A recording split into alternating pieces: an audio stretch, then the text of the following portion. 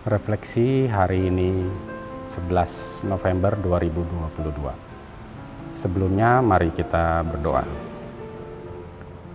Bapa, atas segala berkat-Mu, syukur selalu kami panjatkan, senantiasa kami naikkan doa kami hari ini dengan kerendahan hati.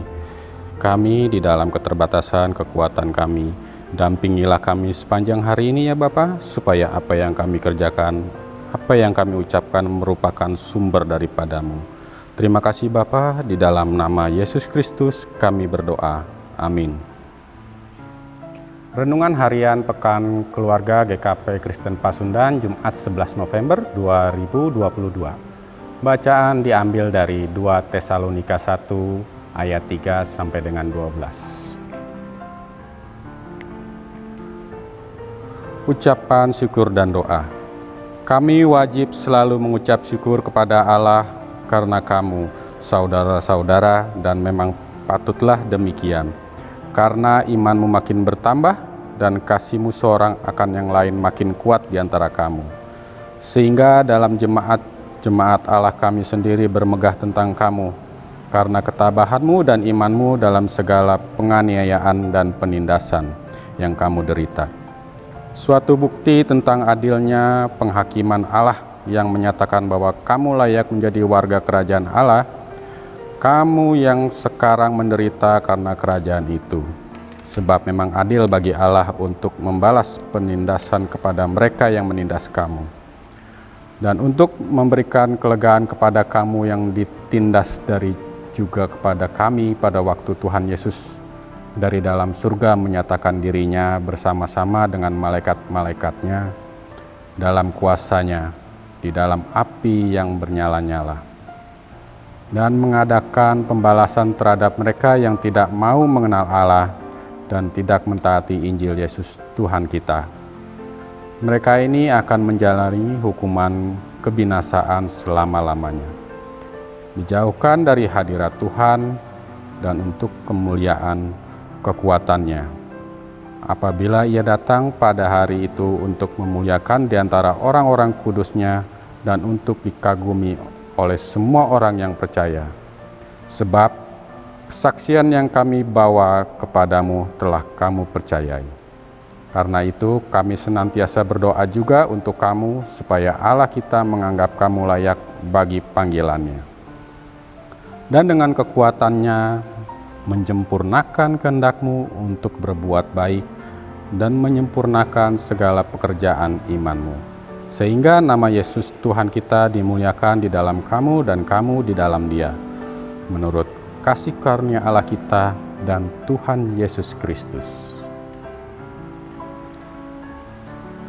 Sahabat terkasih, dalam pembacaan Alkitab terdapat 2 ayat yang dijadikan sebagai pembahasan. Ayat pertama yaitu pada ayat ketiga yang berbunyi, kami wajib selalu mengucap syukur kepada Allah karena kamu, saudara-saudara, dan memang patutlah demikian karena imanmu makin bertambah dan kasihmu seorang akan yang lain makin kuat di antara kamu. Dalam ayat tersebut disampaikan bahwa kita semua wajib bersyukur kepada Allah di dalam hal apapun yang kita lakukan. Mungkin sahabat terkasih pernah melihat atau mendengar anekdot di dalam suatu film yang kalimat saat berdoa seperti berikut.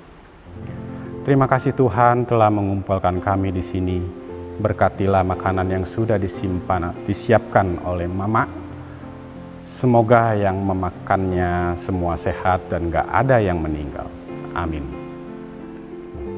Kalimat tersebut ya benar adalah doa sebelum makan yang disampaikan oleh salah satu pemeran utama dalam film Ngeri-Ngeri Sedap. Film drama komedi ini yang berlatar keluarga suku Batak. Orang Kristen memang sering berdoa sebelum makan agar makanannya diberkati Tuhan, tetapi jarang yang berdoa sesudah makan sebagai wujud syukur karena sudah bisa menikmati makanan. Sesungguhnya ada banyak permohonan yang senantiasa kita naikkan kepada Tuhan.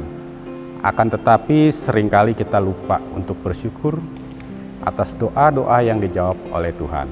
Contohnya yang mungkin terjadi, memohon diberikan pekerjaan, atau di dalam melaksanakan ujian. Rasanya wajib memang dinyatakan, tetapi doa syukur sesudah menerima dan menyelesaikan semua, rasanya lupa. Pada ayat yang kedua, yaitu di ayat keempat yang berbunyi, sehingga dalam jemaat-jemaat Allah kami sendiri bermegah tentang kamu, karena ketabahan dan imanmu, segala penganiayaan dan penindasan yang kamu derita. Ya, sahabat terkasih, apakah orang Kristen identik dengan penderitaan? Tidak. Apakah kita menjadi Kristen untuk dianiaya? Tentu saja tidak. Allah tentu tidak ingin kita sengsara dan menderita. Allah ingin agar kita mengalami kebahagiaan dan damai-Nya, tapi di dalam proses bersama Tuhan. Jadi, dalam perjalanan kita menjadi setia, seringkali kita dihadapkan pada pilihan-pilihan, yaitu apakah kita mau tetap mengasihi Tuhan, atau kita mau berbalik lebih memilih mereka yang menjauhkan kita dari Tuhan. Pilihan-pilihan yang kita ambil, terutama yang terkait dengan kesetiaan kita lah yang seringkali membuat orang-orang Kristen yang lebih mengasihi Tuhan pada akhirnya menderita dan teraniaya. Meski keadaannya begitu, tidak lantas orang Kristen menyerah. Justru Rasul Paulus mengingatkan mereka untuk bersyukur, yang bahkan ditekankan sebagai sebuah kewajiban. Karena di mata Rasul Paulus, justru penderitaan dan aniaya itulah yang kita terima ketika kita mengikuti Yesus Kristus, menjadi sebuah kesaksian iman akan kesetiaan kita kepada Allah dan bagaimana kekuatan untuk bisa bertahan. Itu datang dari Yesus Kristus dan bukan dari diri kita sendiri. Bagi jemaat Tesalonika, Rasul Paulus selalu menghubungkan hidup di dunia ini dengan hidup kekal nanti. Pengharapan akan kedatangan Yesus Kristus kembali memberikan kekuatan di hati orang yang percaya, sekaligus mengingatkan kita bahwa iman kita bukanlah hal yang remeh dan sepele. Kasih dan ketaatan kita pada Tuhan akan menjadi kekuatan dan menjadi inspirasi bagi banyak orang, dan di dalam kesaksian kita, di dalam penderitaan yang kita alami, karena kesetiaan kita pada Tuhan menjadi penghakiman bagi semua yang jahat. Sebab apa yang jahat akan dihakimi, dan apa yang ditabur pasti akan dituai. Begitulah cara kerja Tuhan. Tuhan itu baik dan kudus. Jadi penyangkalan diri dan penyerahan diri kepada Tuhan akan dilihat sebagai suatu yang terhormat dan mulia. Apakah pada saat ini kita sedang ditekan dan ditindas karena memilih setia pada Yesus? Jangan bersedih, tetaplah bersyukur. Allah tidak diam, Dia bekerja untuk menjadikan seluruh kesaksian hidup kita menjadi sesuatu yang memuliakan namanya. Bersyukurlah.